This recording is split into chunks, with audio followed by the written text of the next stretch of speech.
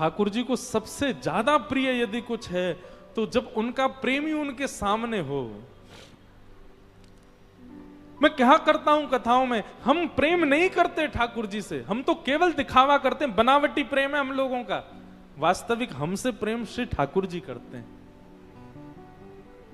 हम तो बनावटी लोग हैं, हम लोगों जैसी एक्टिंग कोई नहीं कर सकता, हम तो एक्टर लोग हैं, नाटक करते हैं केवल। ठाकुर जी हैं वास्तविक प्रेमी। तो नहीं तो सोचो, हमारी छोटी सी क्रिया, हमारा तनिक सा प्रयास, हमारा थोड़ा सा भी अगर ठाकुर जी के प्रेम के प्रति थोड़ा सा भी हम पद बढ़ाते हैं, ठाकुर जी कितने ज्यादा कृपा कर देते हैं हमारे ऊपर। मानो जैसे तैयार बैठे हो, फेंटा बांध करके बैठे हो, तू अनेक आ तो सही मेरे पास, मैं दौड़ के तेरे पास आऊंगा।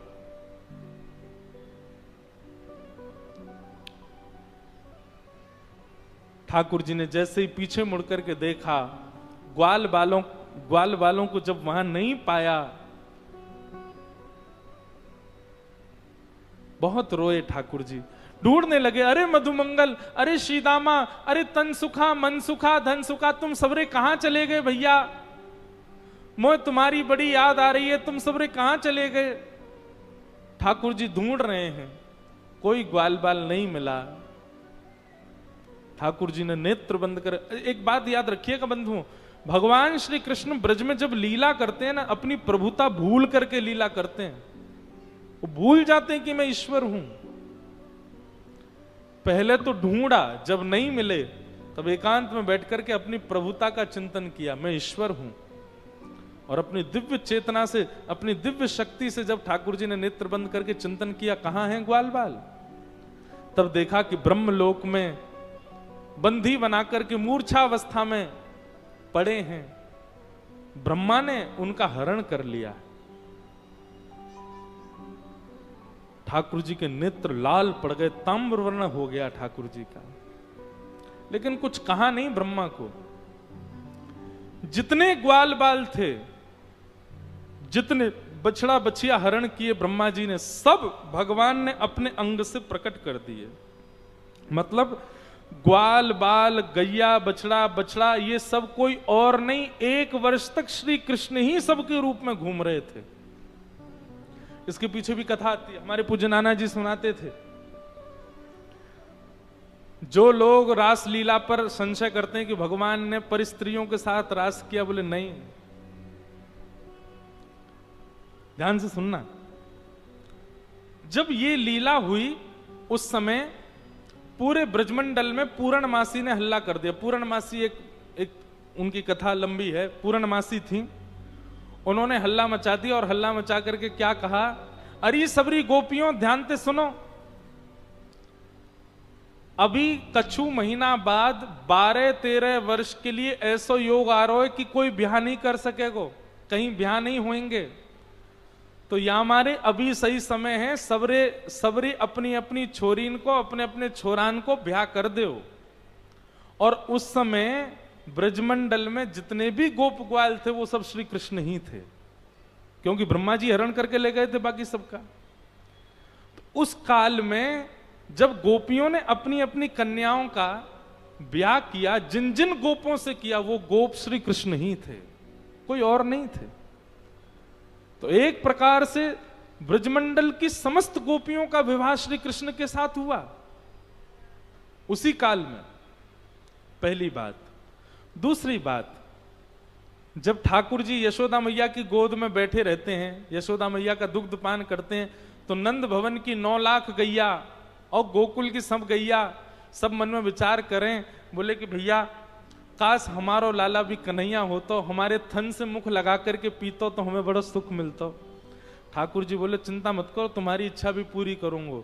और जब ब्रह्मा जी ने सारे बछड़ा बछियाओं का हरण कर लिया, तो सारे बछड़ा बछियाओं के रूप में भी श्री कृष्ण आ गए, और श्री कृष्ण जाकर के थन लगा करके जैसे ही पीते हैं, आज गैयाओं को भी सुख मिलता। उनको ये नहीं लगता हमारा बछड़ा दूध पी रहा, उनको लगता है अत्यंत कोमल श्री कृष्ण ही अपने मुख से दुग्ध पान कर रहे हैं।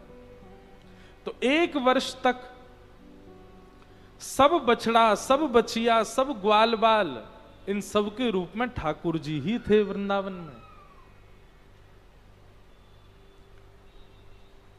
एक दिन बलराम जी महाराज ने इस बात को नोटिस किया।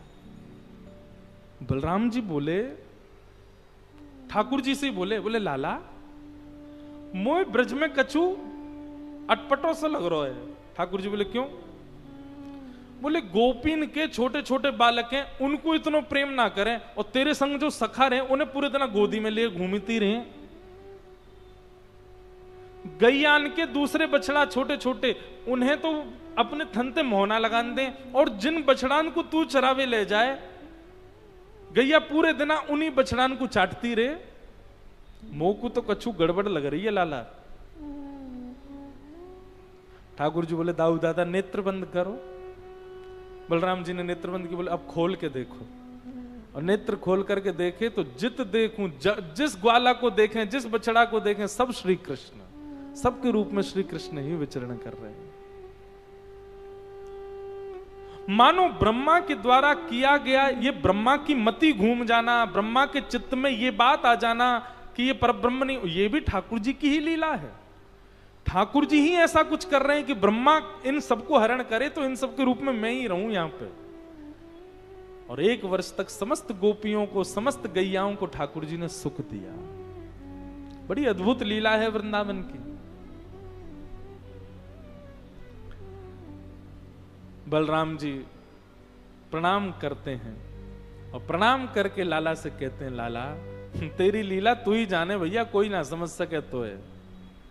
अद्भुत लीला है। ब्रह्मा जी के मन में भाव आया, 1 वर्ष हो गए हैं, अब मैं जाकर के देखूं तो सही, कन्हैया कहा कर रहा है, रो रहे होगो। और जैसे ही ब्रह्मा जी ने आकर के पृथ्वी पर देखा तो जितने ग्वाल बाल गैया बछड़ा बछिया सब ब्रह्मलोक में थे, वही सब नीचे भ्रमण कर रहे हैं। ब्रह्मा जी समझ गए मैंने बहुत बड़ा अपराध कर दिया है, मैंने बहुत बड़ा भूल की है। जय हो।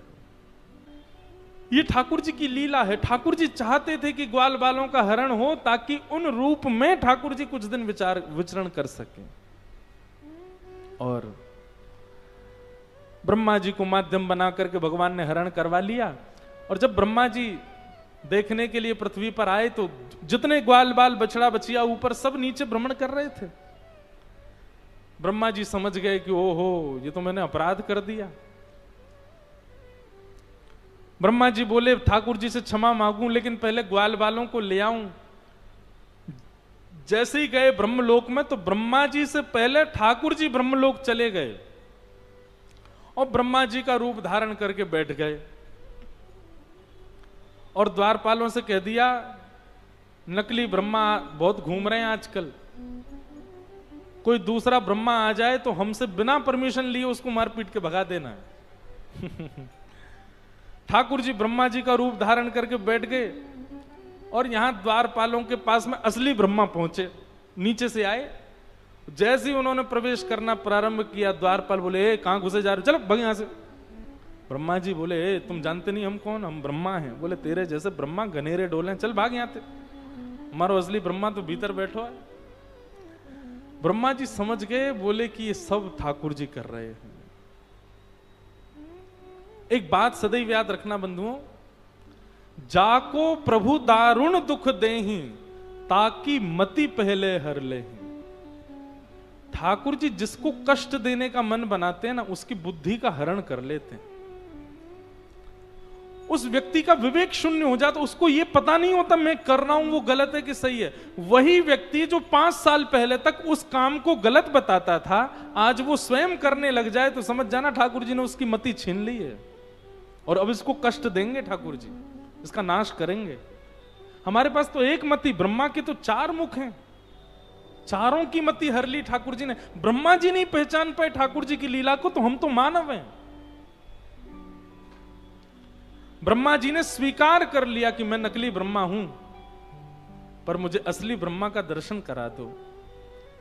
और जैसे ही ब्रह्मा जी ने ब्रह्मलोक में प्रवेश किया, सिंहासन पर बैठे हुए ठाकुर जी सबको तो ब्रह्मा के रूप में दिख रहे थे, लेकिन ब्रह्मा जी को साक्षात शंख चक्र गदा पद्म धारण किए हुए साक्षात नारायण के रूप में दिखाई दे रहे थे।